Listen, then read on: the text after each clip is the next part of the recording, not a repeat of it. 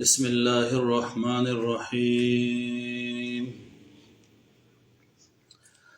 اللهم صل على سيدنا محمد وعلى آل سيدنا ومولانا محمد وبارك وسلم ثم صل عليه. أعوذ بالله من الشيطان الرجيم. بسم الله الرحمن الرحيم. يا أيها الذين آمنوا أنفقوا من طيبات ما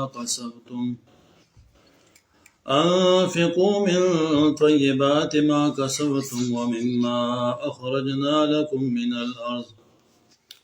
ولا تيمموا الخبيث منه تنفقون ولستم بآخذيه إلا أن تغمضوا فيه واعلموا أن الله غني حميد. يا أيها الذين آمنوا اے د ایمان خاوندانو انفقوا من طیبات ما کسبتم تاسو خرج کړئ د پاک هغه مال نه چې تاسو ګټلی وي. ومما اخرجنا لكم من الارض او هغه څیزونه چې موږ پیدا کړي دي ستاسو دپاره د ځمکې نه. ولا تیمموا الخبیث او تاسو کس مکوئ د ردی مال منه تنفقون چې دینا تاسو خرج کړئ ولستم بآخذیه او حال داوی چې تاسو په خپل باندې نه اخلئ الا ان تغمضوا فيه مگر دا چې تاسو چشمپوشي وکړئ په هغې کې. واعلموا او پوه شئ ان الله بشک الله تعالی غنی هغه چې کوم دی بې حاجته دی حمید او ستایل شوی دی. دلته کې اوس د انفاق هغه ترغیب دی، خو انفاق ترغیب دی خو د پاک مال د انفاق ترغیب دی. یعنی تاسو پاک مالونه خرج کړئ. یا ایها الذین آمنوا انفقوا ای ایمان والو خرج کړئ. دلته اوس د امر چې کوم دی دا دپاره د وجوب دی، یعنی مطلب دا خرج کول چې کوم دی دا انفاق چې کوم دی دا واجب دی. او د دې نه مراد چې کوم دی هغه زکات مفروضه دی، یعنی فرض زکات دا دې نه مراد دی. مطلب دا چې زکات ادا کړئ. من طیبات ما کسبتم، من طیبات ما د طیبات نه مراد عمده مال دی. الله په لاره کې چې کله خرج کې نو خو بهترین مال د الله په لاره کې خرج کوه. دا نه چې کوم مال بالکل د کار نه او تا نه د غشي د ستا د کار هم نه او د بل د کار هم نه او ته چې رب د الله په لاره کې شو تی الله ته ورکې ظاهره د بهترین شی ورکه دا غوته د الله په لاره کې خرج کې. ته چې یو خپل محبوب ترین دوست وستا هغه ته یو ګفت استه نو سوچ ورته کې چې کوم یو شی ډېر بهترین وي.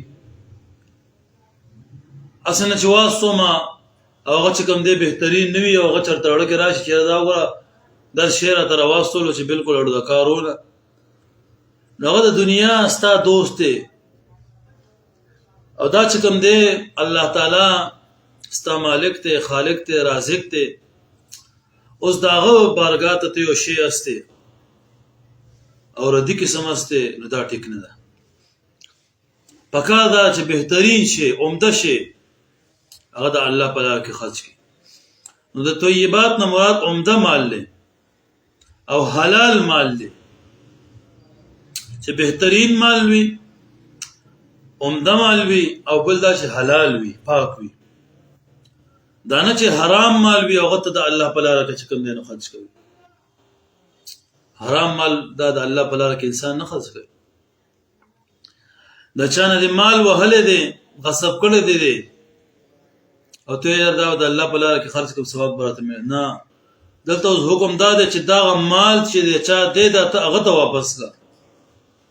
د الله په لاره کې خرج کې نو حلال مال، حرام نه. کته دا چا نه مال وهلی وي او ته چې دا په مدرسه کې ورکم، په جماعت کې به ورکم، غریب ته به ورکم، ثواب براته ملاو شي، نه. دا مال چې دا چا دی دا ته هغه ته واپس کې چې مالک یې درته معلوم وي. البته یو صورت دی چې مثلا تا سره د چا مال دی او تا چې کوم دی د حق وهلی دی، خو اوس چې کوم دی هغه کس نشته دی چې ستاړه غواړي چې دا مال ورته واپس کړم، خو هغه کس نشته، وفات شوی دی یا چېرته داسې ځای ته تللی چې دا ته پته نشته، نو بیا به یې ورثاو ته واپس کړي دغه. او که ورثه هم درته نه معلومه، بلکل چې کوم دی ناامیده دی، نو بیا به هغه مال خرج کې صدقه به کړي، خو د هغې ثواب به هغه مالک ته وربخي. کوم نه چې کوم دا مال اغوښتي دا به هغه ته واپس کړي، هغه ته چې کوم دی هغه ثواب وربخي. او خو چې تر څو پورې مالک د مال معلوم وي نو هغه مال به هغه ته واپس کړي. دا شریعت حکم دی. نو یا ایها الذین آمنوا انفقوا من طیبات ما کسبتم، الله فرمایي چې خرج وکړئ او عمده مال، دا نه چې ګټیا قسم مال د الله په لاره کې خرج کړي، او حلال مال، دا نه چې حرام مال ته د الله په لاره کې خرج کړي. بهترین مال، پاک مال، حلال مال دا د الله په لاره کې خرج کړو. ما کسبتم، الله فرمایي تاسو خرج وکړئ د هغه پاک مال نه چې کوم تاسو ګټلې وي. کسبتم د دې نه مراد چې کوم دی مال تجارت دی. ته تجارت کې پای کې تاسو وګټل او غدا سره پاتې دي، د هغې نه خرج وکړه، ته په خپله ګټلې پاک مال دی، حلال مال دی. ومما اخرجنا لكم من الارض، او هغه څیزونه چې موږ پیدا کړي دي او موږ روباسلي تاسو دپاره د ځمکې نه، نو د دې نه مراد فصلونه دي. د فصلونو او د میوو د هغې عشر یا نصف عشر، یعنې شلمه حصه یا لسمه حصه، هغه ته نه مراد دی. نو په پټي کې چې کوم فصل وشي په هغې کې لسمه یا شلمه حصه دا ورکول لازم دي. نو یو زکات دی او یو عشر دی، د دواړه ځان ته څیزونه دي. زکات دې ته ویل کېږي مثلا چې کوم دی تا سره مال نقدي طور موجود دی یا سونه او چاندي پرته ده او نصاب برابر دی، په دې کال تیر شو، کال پس پس د دې کې زکات وباسي. او دا عشر چې کوم دی دا نصف عشر پټې دی فصل وکړو، نو هغه فصل کې به چې کوم دی لسمه یا شلمه حصه دا وباسي. نو دا چې کوم دی د عشر یا نصف عشر ویلی شي. نو دې کې اوس کال شرط نه دی پټې فصل کې چې کال په تیر شي، نه، بس چې پټې فصل وکړو نو هغې نه به تاسو وباسئ. او زکات کې کال شرط دی چې کال په تیر شي. نو ما کسبتم د دې نه مراد مال تجارت دی، او مما اخرجنا لكم من الارض د دې نه مراد فصلونه او د میوو او عشر یا نصف عشر. او دا لفظ ما دا عام دی، خضروات یعنی کوم چې سبزی دی هغې ته هم شامل دی، په سبزیانو کې عشر یا نصف عشر، او که لږ وي او که ډېر وي دا ټول ته شامل دی. بیا الله فرمایي ولا تیمموا الخبیث، او تاسو قصد مه کوئ د ردي مال. خبیث نه مراد چې کوم دی ردي مال دی،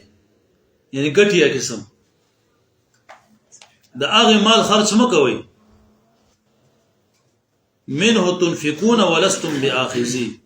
دا منه متعلق دی تنفقون پورې، او بیا هغه حال دی لا تیمموا نه، د هغې چې کوم ضمیر دی فاعل دی د هغې نه. یعنی مطلب دا چې د الله په نوم باندې عمده مال ورکوئ او ردي مال مه ورکوئ ګټیا قسم. او دا ردي مال څه ته ویلی کېږي، ګټیا څه ته ویلی کېږي؟ نو الله تعالی فرمایي چې ولستم بآخذیه الا ان تغمزوا فيه. ردي مال هغه دی چې تاسو یې په خپله نه اخلئ مګر دا چې چشمپوشي پرې وکړئ. کته د څوک هغه مال درکې تی خپل نه نه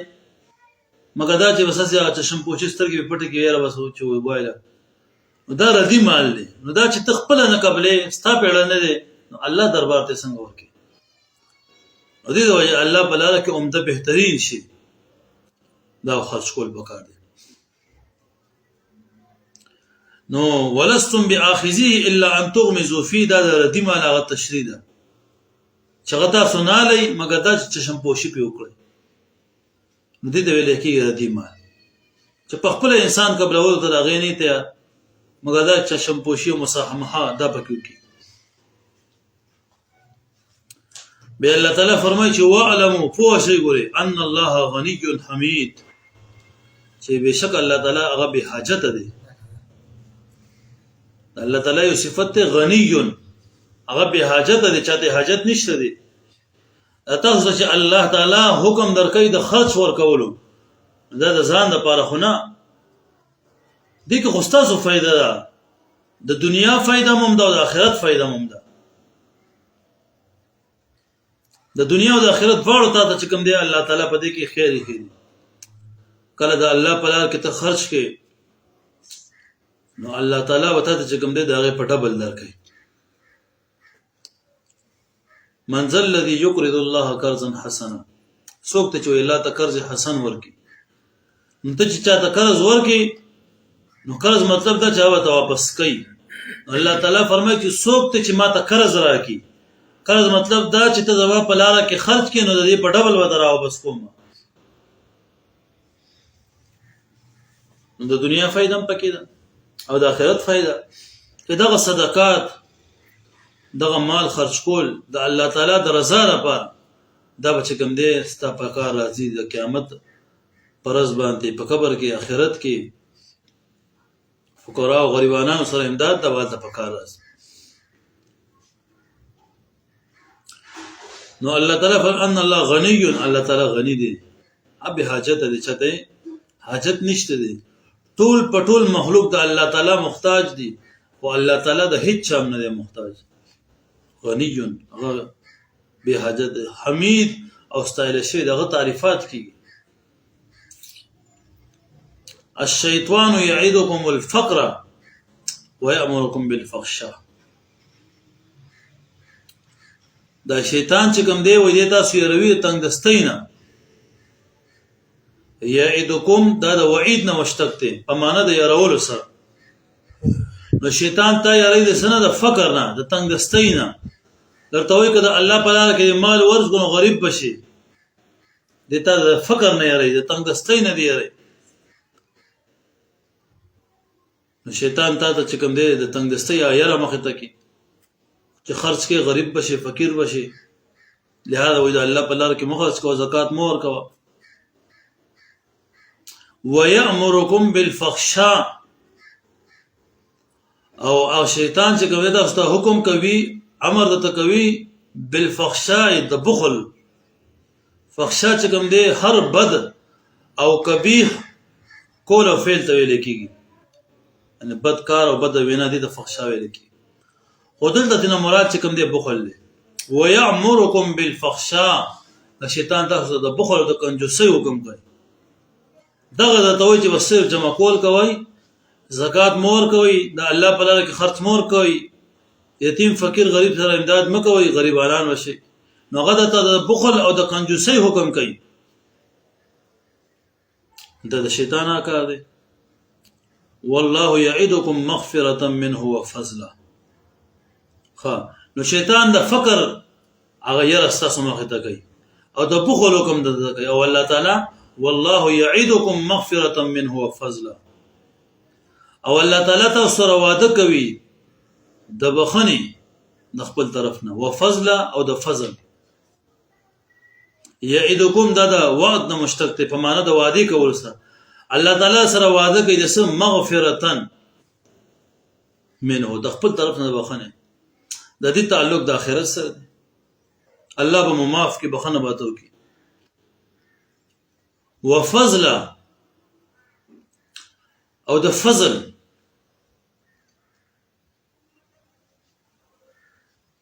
د تعلق د دنیا سره نو الله وی زما وعده د سره د فضل الله او د شیطان یره هغه ته سره کوي د فقر او د غریبۍ درکوي. والله یعدکم مغفرة منه وفضلا د بخنی وعده سره الله کوي چې خرج کوه انفاق کوه بخنه به کیږي مغفرت به کیږي. وفضلا او د فضل وعده سره کوي. د دې تعلق د دنیا سره ان د ډیر ور کولو فضل تعلق دنیا سره دی. ان چې په مال کې به الله تعالی برکت واچي چې کله انفاق کې نو الله تعالی انسان سره د مغفرت وعده کوي او د بخنه وعده کوي او سره د فضل وعده کوي. صرف دانه چې انفاق کې قیامت کې به وخنه کیږي صرف دانه بلکې و فضل انفاق فی سبیل الله کې د الله تعالی کې خرج کې پاک او حلال او عمده مال خرج کې نو الله تعالی فرمایي و فضل زما سره فضل وعده ډیر به در کم دی په او برکت په په مال کو. والله واسع علیم او الله تعالی خو چې کوم دی واسع او فضل ډیر وسیع دی فراغ دی علیم او عالم دی علم والد او وسعت خاوند دی خاوند فضل د وسعت دی وسعت فضل چې کوم هغه فضل ډیر وسیع دی فراغ دی نو الله تعالی تاسو سره د دې وعده کوي. په دغه آیت کریمه کې الله تعالی ترغیب کړی دی انفاق د پاک مال. الله فرمایي یا ایها الذین آمنوا د ایمان خاوندانو انفقوا تاسو خرج کړئ من طیبات ما کسبتم د پاک هغه مال نه چې تاسو ګټلې وي ومما اخرجنا لكم من الارض او هغه سيزونه چې موږ پیدا کړی تاسو لپاره د ځمکې نه ولا تیمموا الخبيث او تاسو کس مکوئ د ردی مال منه تنفقون چې دین تاسو خرج کړئ ولستم بغاخذی او حال دا وی چې تاسو په خپل نه اخلئ الا ان تغمزوا فيه مگر دا چې تاسو شمپوشي وکړئ پاغي کې وعلم او پوه ان الله بشک الله تعالی غنی هغه به حاجت دی حمید او استایل شوی دی. الشیطان یعدکم الفقر شیطان تاسو یروي د تنگ دستینا د فقر نه د غریبینا ويأمركم بالفحشاء او حکم کوي تاسو ته د بخل والله يعدكم مغفرة منه وفضلا او الله تعالی تاسو سره وعده کوي د بخنی د خپل طرف نه او فضل. والله واسع او الله تعالی د فضل چې کوم دی ډیر واسع دی فراغ دی علیم او عالم دی په ذات دی. يؤتي الحكمة من يشاء ومن يؤت الحكمة فقد أوتي خيرا كثيرا وما يذكر إلا أولو الألباب.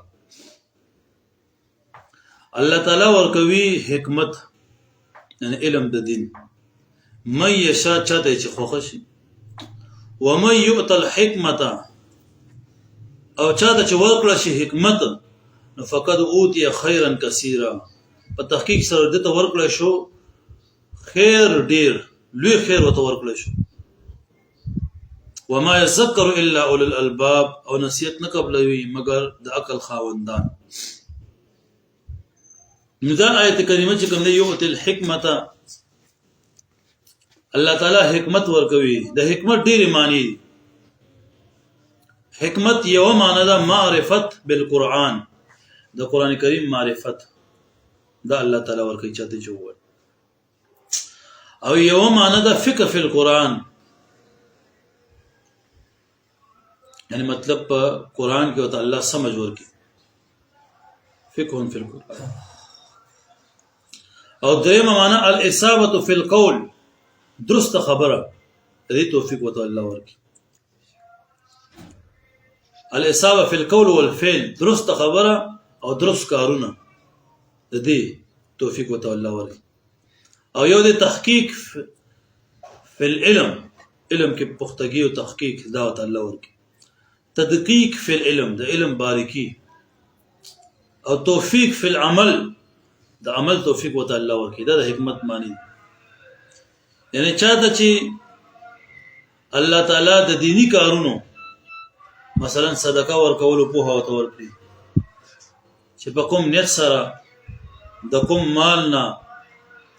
او چاته په کومه طریقه سره ودا ورکړي دا ځان د یو علم دی. صدقه ورکړي نیت پر پکې سکی د کوم مال نه به ورکړي چاته به ورکړي او په کومه طریقه ورکړي د دې امور علم او عمل توفیق ورکړي الله تعالی چې چا ده وغواړي نو چا ده چې الله تعالی د دینی کارونو او د دې دینی امورو هغه علم او عمل توفیق ورکړي نو د خیر کثیر ورکړي شو خیر کثیر ورته ورکړي شو ابو الليث رحمت الله علیه هغه فرمایي و چې الله تعالی ټول دنیا ته متاع قلیل ویلي معمولی وانت سامان د ټول دنیا څومره چې دا دته الله تعالی ویلي متاع قلیل لوغه انت سامان دی دا معمولی سامان دی ټول دنیا ته الله متاع قلیل ویلي او الله تعالی علم تسوي ومن يؤت الحكمه فقد اوتي خيرا كثيرا او چاته چې حکمت ورکړه شو دین علم ورکړه شو نو الله ته خیر کثیر ورکو لوی خیر وته ورکو ډیر خیر وته ورکو د ټول دنیا ته الله سوې قلیل دا لوګون ته معمولی سامان دی دا د الله پنيس کیس نه او علم او حکمت الله هغه ته سوې فقط اوتی خیرا کثیرا دا ګډیر لوی خیر د چاته چې ورکو دنیا ته الله کثیر نه وي او علم ته کثیر وي دنیا ته قلیل وي او علم ته کثیر وي نو پته ولګی چې د علم فضیلت د په دنیا مال او دولت باندې ډیر زیات دی د الله په نسبت باندې الله په نسبت باندې نو دې د علم د دین د الله چاته ارچاته نه ورکي د دین په د دین سمج دا الله تعالی خپل خو بندګانو ته ورکي د دنیا سمج چې کوم دی هغه خلکو ته ملاو دي چې به وقوفي پایس نه او د دنیا سمج به الله ورکړي خو د دین سمج چې کوم دی دا د الله تعالی په انتخاب سره نو دا یو ډیر لوی د الله تعالی یو نعمت دی حدیث پاک کې راځي وي مَن يريد الله به خیره مَن يريد الله به خیره چا چې الله وي د خیر اراده وکي نو سو کې الله تعالی هغه صبر يفقهه في الدين په دین کې وته سمجھ ورکي چا سره چې الله د خیر اراده وکي نو دین علم وته ورکي د دین سمجھ وته ورکي په قران او په سنت پويږي په دین پويږي نو په دین پويدل د دین سمجھ دا د الله تعالی طرف نه خیر دی دا هر چاته الله نه ورکي نو دا الله تعالی دا دین چې کوم دی دا ډېر قیمتي شی دی د علم چې ملاو شو دا د الله ډېر لوی نعمت مال دولت ګوره الله تعالی کله نه کله انسان ته به مهنت هم ورکي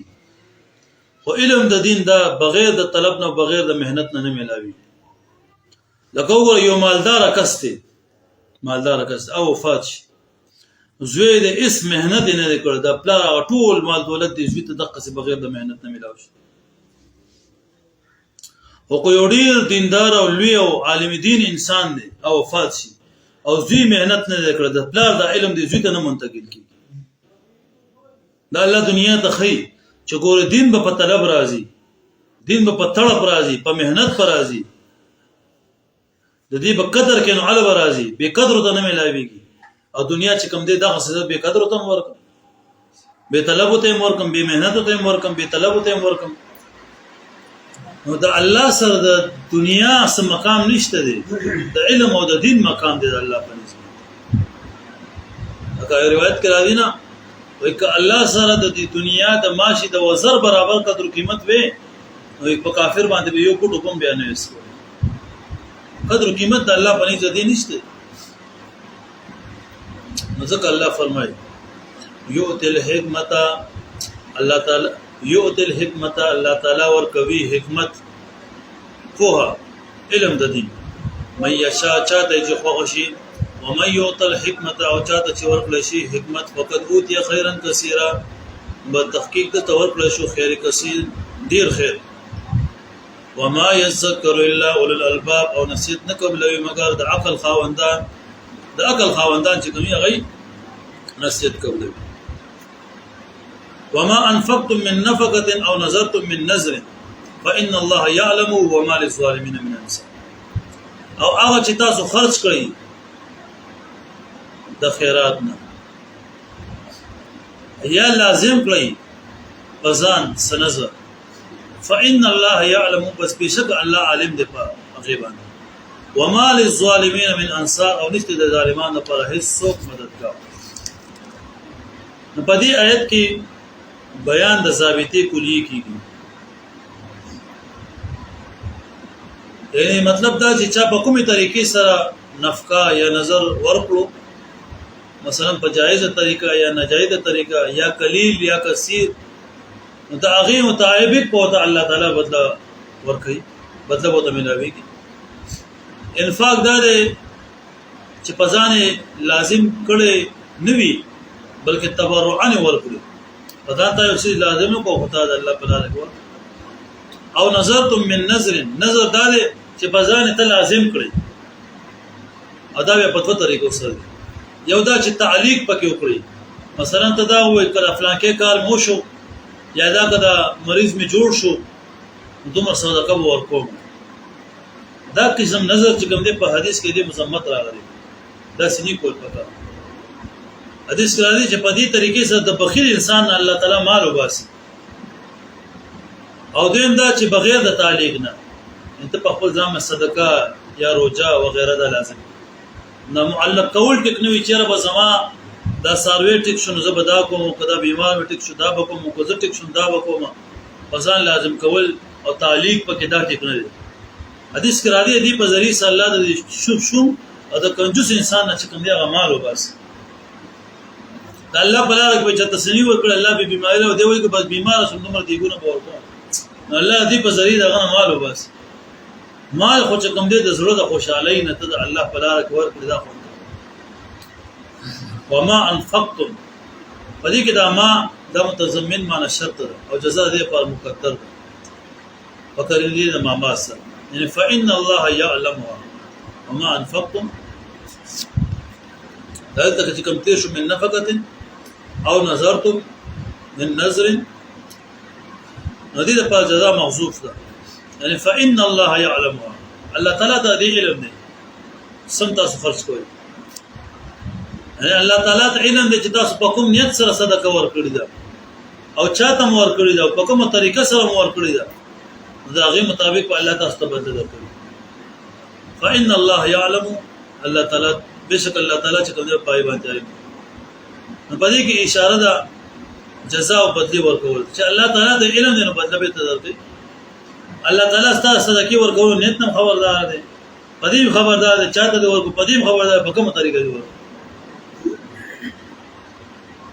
مخلوق ته د خودلو ضرورت نشته، الله تعالی ویني بس چا سمته امداد کې. دا اوس چې کوم دی خلک کال د بنیر ته چیزي سیلاب کې امدادونو تعاون کوي،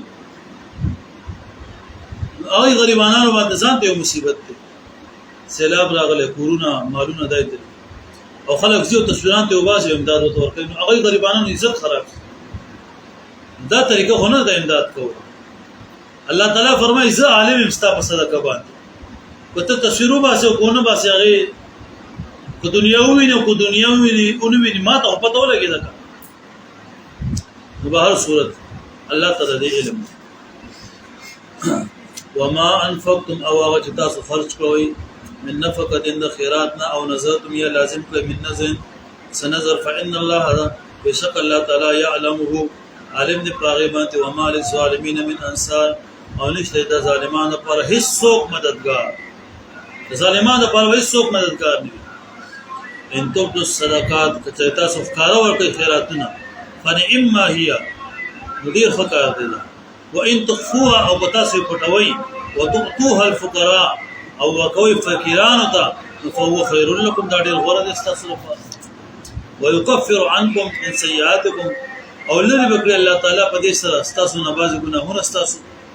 والله بما تعملون خبير او الله تعالی سره په ټول عملونو باندې خبردار دی. ان تبدوا الصدقات پدې کې د صدقې ورکولو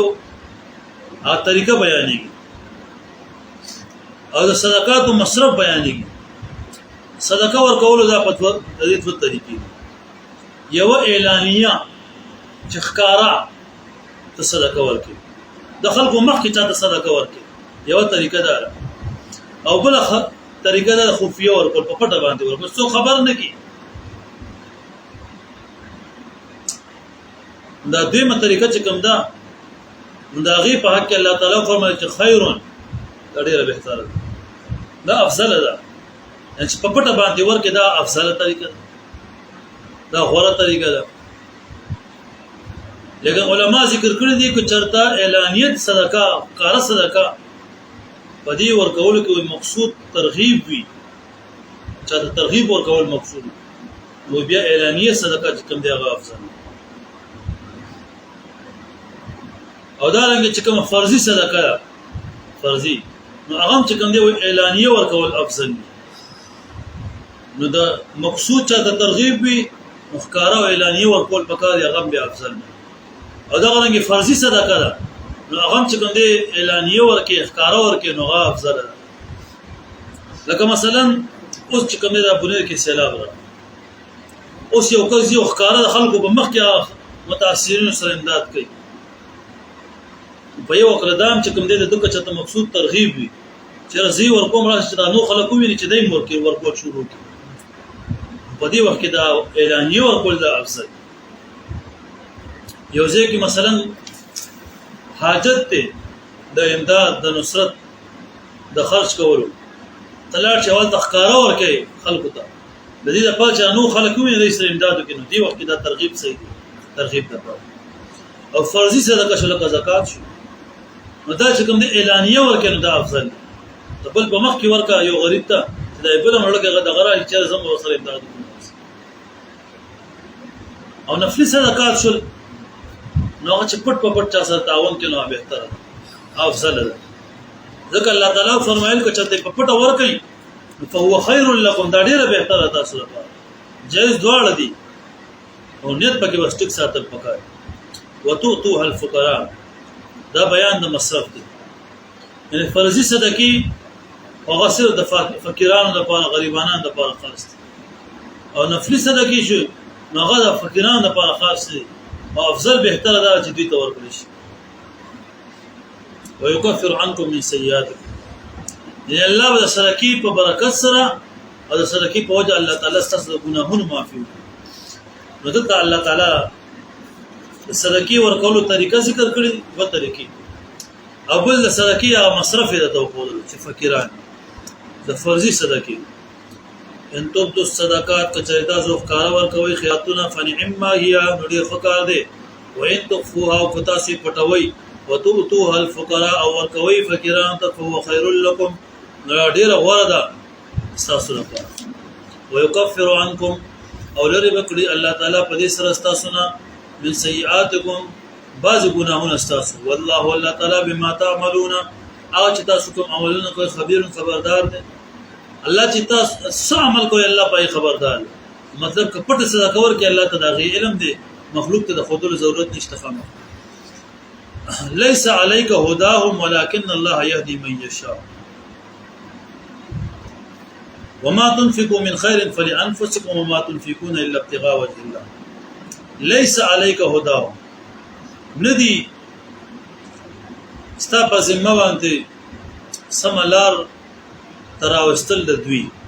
ليس عليك ندي عليك ستا په ذمہ باندې هداهم سملار تراوستل د دوی او هدایت ولكن الله يهدي من يشاء لیکن الله تعالی سملار تراولي او څوک چې خوښ شي څه جل هو وما تنفقوا من خير او هغه چې تاسو خرج کوئ سمال فلانفسكم غد خپل ځان د فائدې لپاره دي فلانفسكم استصر نفسهم لپاره استصر في لپاره وما تنفقون الا ابتغاء وجه الله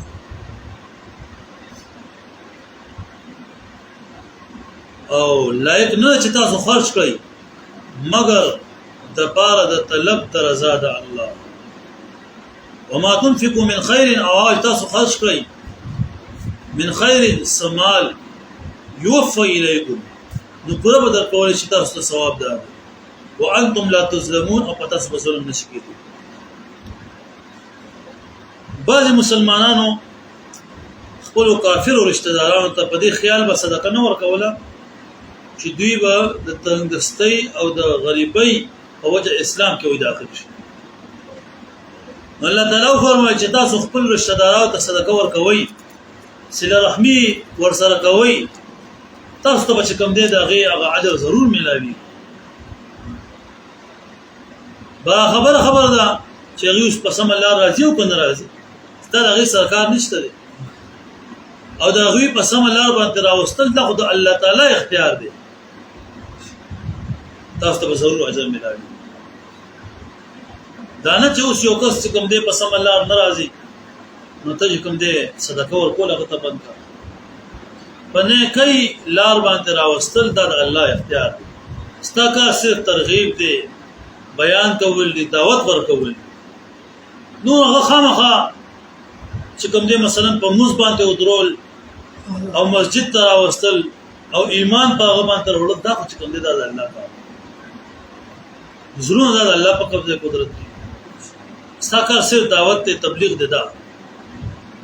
نور چې کوم دی هغه د الله تعالی خو خدا د الله تعالی مشیت ته چې چاته وغواړي نو هدایت ورکي. الله تعالی په دې کې دا فرمایي.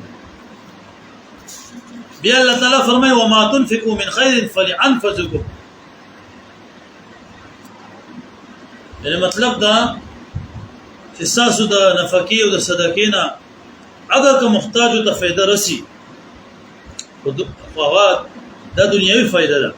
او یو غریب ته ورکې دغه مسکار راوځي. او په آخرت کې چې کوم دی د هر چا صدقه د خپل ځان لپاره د بل چا لپاره نه. ته په دنیا کې نفقه کې صدقه کې خرج کې او غریب باندې ټیک ته محتاج سو غریب ته دنیا کې خو نفقه څه فائدہ ملاو شو او آخرت کې د دې هغه ثواب او فائدہ او صرف تا لپاره.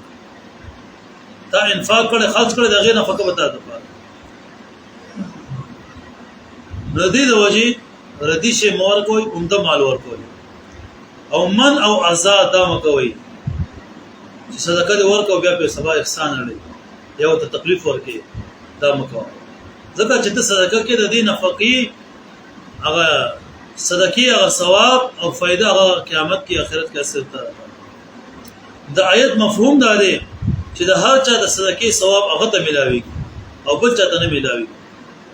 مگر دا که په شرعي طریقې سره بل چا ته وبخي ایصال ثواب دا غینه په پدې کې نه ده. اوس کوم مثلا ته صدقه وکي او ته وی چې زما پلار وفات شوی دغه ته ثواب بخون ټیک دغه ته ملاوي ایصال ثواب دا په شریعت کې بالکل ټیک دی. خیراتو کې صدقه وکي د پاره الله د رضا او دغه ثواب هغه مړ ته وبخي الله هغه ته رسي. وما تنفقون الا ابتغاء وجه الله. دلته دا شهادت دی او اخبار دی د الله تعالی د طرفه. د صحابه او انفاق خرج کول دا د الله تعالی رضا لپاره. دا وی مقصود چې کوم دی دنیا ته خودنه نه الله تعالی رضا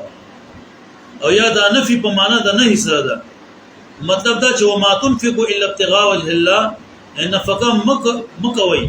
مگر صرف د الله تعالی رضا لپاره کوي. د انفاق کوي نو صرف د الله رضا لپاره. چې تاسو کوو نفقه کوي يوفى اليكم انفاق کوي خرج کوي يوفى اليكم دا غي ثواب به پوره تاسو ته درکول شي. پتا سو ظلم نشي کولای کمه بدن نشي کېدی پوره ثواب الله تعالی تاسو ته غي درکړي. ليس عليك هداهم نه دې ستا په ذمہ باندې هداهم سملا تراوست الذي ولكن الله يهدي من يشاء. لیکن الله تعالی سملا راولي او څوک چې خوښ شي. وما تنفقوا من خير او هغه چې تاسو خرج کړئ سمال فلانفسكم د خپل ځان د فائدې لپاره دي تاسو نفسونو لپاره تاسو فائدې لپاره. وما تنفقون الا ابتغاء وجه الله او لایق نه ده چې تاسو خرج کړئ مګر د پاره د طلب د الله د رضا ان الله د رضا لپاره تاسو خرج کول کوئ. وما تنفقوا من خير او هغه چې تاسو خرج کړئ سمال يوفى اليكم پر بدر کول شي تاسو ته ثواب داغه وانتم لا تظلمون او پتا سو ظلم نشي کېدی. للفقراء الذين اخسروا في سبيل الله. صدقات د هغه فقیرانو لپاره دي چې بند کړی شوی دي په لار د الله تعالی. لا يستطيعون ضربا في الارض او هیڅ کوم دې طاقت نه لري د سفر کولو پس مکه. يحسبهم الجاهل اغنياء من التعفف. ګمان کوي په دې باندې نه خبره د حال د دوینه د غنی من التعفف د وجه د نه کولو د سوال او د طمع د چانه طمع او سوال نه کوي. تعرفهم بسیماهم ته به پیژنې دوی لره په نښو بسیماهم په نښو د دې چې کوم دی د تندو سره د چهرې نه به پته لګي. لا يسألون الناس الخافا سوال نه کوي د خلقونه چاپیره شي پر چاپیره کېدل سره. وما تنفقوا من خير او هغه چې تاسو خرج کوئ د مال نه فإن الله به عليم بشک الله تعالی په غیب باندې علي. للفقراء الذين دا بیان د مصرف د صدقات للفقراء دا خبر د مبتدا او د موضوع ته هذه الصدقات للفقراء دا صدقات د هغه فقراء او د پاره اخسروا في سبيل الله. دا آیت چې کوم دی دا نازل شوی دی د اصحاب الصفه په حق کې چې دوی تقریبا 300 کسان د اصحاب الصفه او دای چې کوم دی په حقیقت کې په مسجد نبوي کې دا د پیغمبر اسلام طالبان د صحابه اصحاب الصفه الته یو ځای چې بوتره صوفي وته نو دا غزه کې به دا صحابه کرام 300 دی په مسجد نبوي کې د حضور اسلام طالبان دین به دز دکو. نو په دې آیت کې الله تعالی د دوی هغه صفات او علامات ذکر کړل دي مذکور دي او دا صفات د هر طالب علم لپاره مناسب دي چې دین طلب کوي طالب علم وي نه هغه لپاره دا صفات مناسب دي. ځکه د پیغمبر علیه الصلاۃ والسلام د زمانه چې کوم طالبانو د پیغمبر شاګردانو هغه کې دا صفات پراته. اول صفت او علامه دا چې اخسروا فی سبیل الله. الله تعالی فرمایي چې وای صدقات د هغه فقیرانو د پاره دي اخسروا فی سبیل الله چې غوی بند کړی شوی دی په لار د الله تعالی. نو دا طالب علم چې کوم دی د کېدی په شان به پابند وي دی د کار وسه سره کتاب سره مدرسې سره پابند به وي دی. دویم صفت دا ده چې لا یستطيعون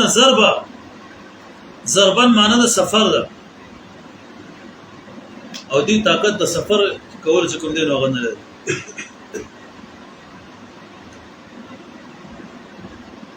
سفر مفر چکر مکر دا طاقت دی نه لري.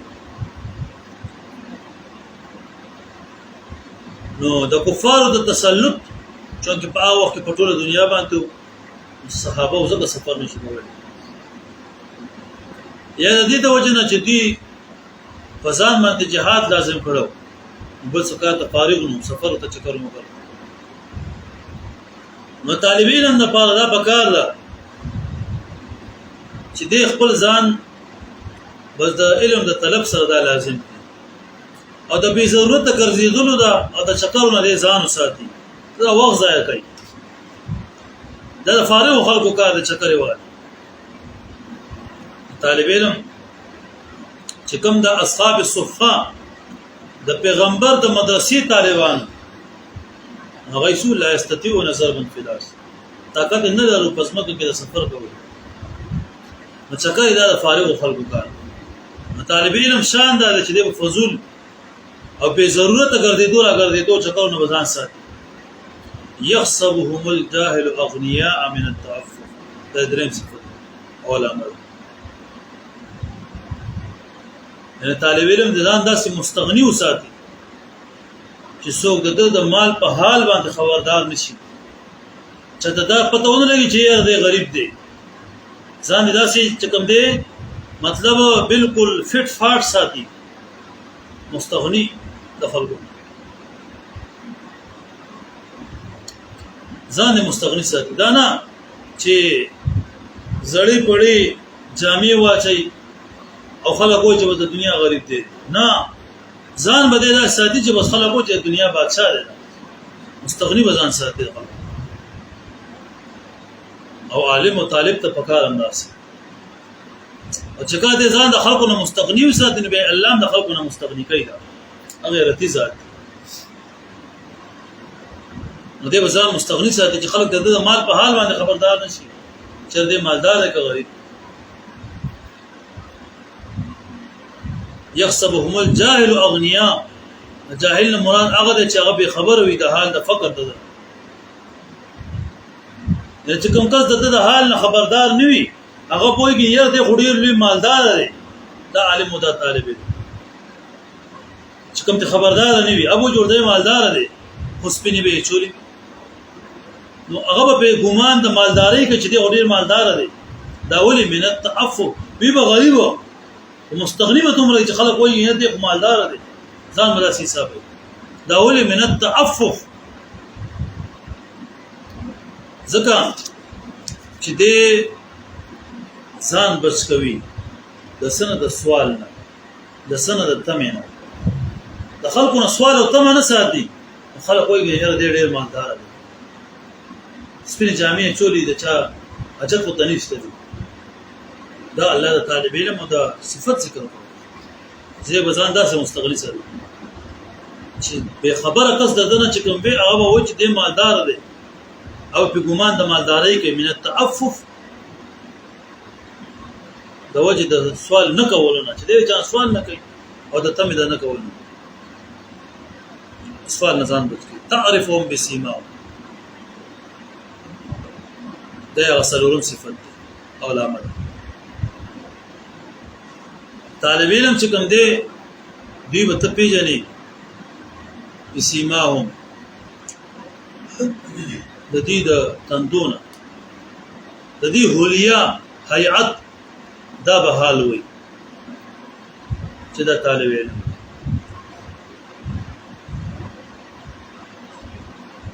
لا يسألون الناس الحافا،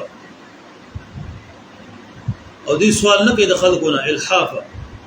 دا پنځم علامه ده. الحاف دي ته ویلي شي چې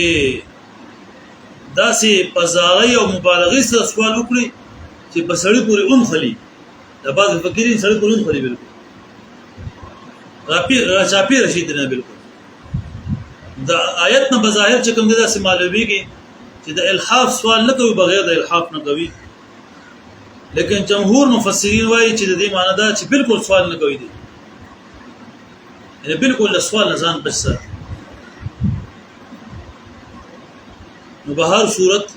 او جلالین وایي چې دا الحاف دا مفعول مطلق دی فعل موصوف ته پاره چې هغه مرتب دی په ماقول فعل منفي باندې. لا يسألون الناس اصلا، بالکل د خلکو نه سوال نه کوي، داسې چې سوال بالکل نه کوي. او چې سوال کولې فقر به دومره زیات او چې راچاپېره شوی او به راچاپېره کوي دوست دوی سوال نه کوي، سوال نه کوي.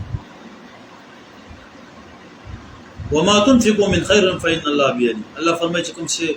کوم مال خرج کوئ نو الله تعالی په هغه باندې دی. په دې کې وګوره دا الله تعالی د اصحاب الصفه چې د پیغمبر اسلام د مدرسې طالب علمان دي دا هغه صفات علامات ذکر او علامات دا ذکر کړ چې دوی د الله په لار کې بس باندې بس علم سره کار، دین سره کار، سفر نه کوي، به ضرورت چکر مکر ته نه ګرځي او ځان دومره مستغنی ګڼي چې کوم کس د دې د حالت نه به خبره وي ابو ګندې مالدار دی څنګه چې دې سوال تم نه چان نه او ته دوی پیژنې د نه خو د دوی لا يسألون الناس الحافا او سوال نه کوي د خلقونه را چاپیره کېدل سره چاپرین خلینا الله تعالی په دغه آیت کریمه کې دی هغه نه ذکر کړی للفقراء الذين الصدقات او فقيران په دې اخسروا في سبيل الله چې بل کړ شوی دی په لار د الله تعالی کې لا يستطيعون طاقت نه لري ضربند سفر کولو په الارض پسمکه کې يحسبهم الجاهل اغنياء ګمان کوي په دې باندې نا خبر د حال د دوی اغنياء د غني د مالدار من التعفف د وجه د نه کول د سوال او د تمنا تعرفهم بسيماهم توفيجن دوی لرا بسيماهم پنخو د دوی سره لا يسألون الناس الحافا سوال نه کوي د خلقنا چرا چاپیره شي پر چاپیره کېدل سره وما تنفقوا من خير او چې تاسو خرج کړئ سمال فإن الله به عليم بشک الله تعالی باغی باندې عالم دی. واخر دعوانا الحمد لله رب العالمين والصلاة والسلام على سيدنا محمد ربنا ظلمنا أنفسنا وإن لم تغفر لنا ربنا ظلمنا أنفسنا وإن لم تغفر لنا ربنا لا تزغ قلوبنا بعد إذ هديتنا وهب لنا من لدنك رحمة إنك أنت الوهاب يا الله زموږ ټول ګناهونه معاف کړي ټول خطاګانې معاف کریم الله اخلاص راته نصیب یا الله اخلاص راته نصیب د خپل دین خدمت راته نصیب د قرآن کریم خدمت راته نصیب د قرآن کریم سمجھ او فهم راته الله ته نصیب یا الله زموږ ذهنونه د قرآن لپاره تیز الله زموږ په ژوند کې د قرآن کریم احکامات دا نافذ او د قرآن احکامات زموږ په عملي زندګو کې راوړي او زموږ کورونه الله د قرآن سره منور کړي. څومره خلک دې لپاره راځي الله دنیا او آخرت کې ورته الله دې جزای خیر نصیب کریم الله څومره حاجتونه دي د قرآن د درس په برکت سره الله ټول پوره کړي او څومره مشکلات او پریشانۍ دې په برکت سره ختم او څومره مسلمانان په پریشانو کې مبتلا دي الله پریشانی ختم دا کوم ځای کې چې سیلابونه راغلي کریم الله د هغه خلکو په حال باندې رحم وکړي چې کورونه نشته الله کورونه ورته نصیب څومره خلکو چې کوم دي خاندانونه پوره هغه شهیدان شوي دي الله ته هغه ته صبر جمیل نصیب چې څومره مالی نقصان شي الله دې نصرت او مدد وکړي الله موږ ټول د خپل عذابونو محفوظ کړي زلزلو